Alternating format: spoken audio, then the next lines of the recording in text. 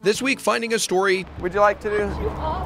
Yeah, would you like to do a story with us? took no time at all. This is a story that needs to be told. Yeah. Meet Monica Miller. You may not have heard of her, but chances are your life has certainly been impacted by her family. He farmed with his dad, and in the process of farming, noticing when they were doing the rice, noticed these little critters crawling in the water, and he decided to set a trap. Back then it was just the wire, square wire with a little net at the bottom, and you just pinned your bait in there, and he put some out, and when he picked them up, they had a bunch of them. So they decided to boil them, take them, boil them, and see, and found that the tail was where all the meat was, and they started eating it, and it was like, oh, this is something we could probably do as another crop, and turned into one of the first field crawfish farmers here in southwest Louisiana.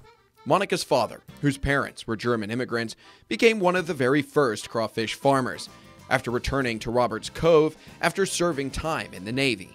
Having to learn how to use everything that you come across and not waste anything, they decided to see if it was something that would be, to eat. The boom of crawfish farming got going in the 1960s, and while the family may not have acres of ponds anymore, crawfishing is certainly still part of the family trade. My dad was like, well, you need a trap. Well, they didn't know how to make them, so my dad had to make them.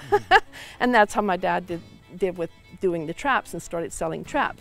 And this is called the crawfish house. This is the crawfish house. Okay. When he started buying and selling crawfish, this is where he started in.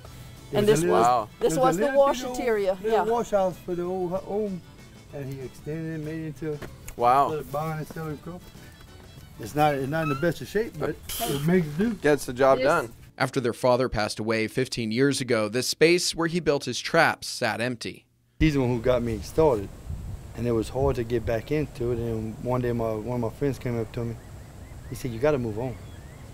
So next day, I came back in. And I started doing it, and here I am, 15 years later, still doing it.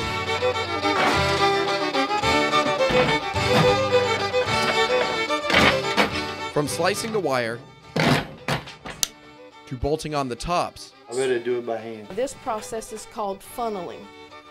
This is my dad's old hay hook.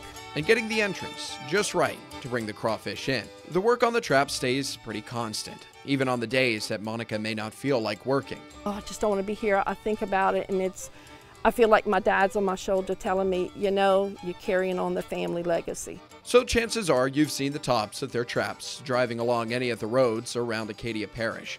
And as the crawfish industry continues to grow, now the crawfish industry has grown so much.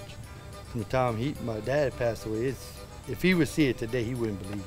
the legacies of these early farmers and crawfish pioneers will grow along with it. Everyone who is started with crawfish farming, I think all of their legacies will live on, because crawfish has become such a huge, huge market now, and everyone loves crawfish. As for us, we're off to Evangeline Parish. In Roberts Cove, I'm Daniel Phillips, KATC TV3.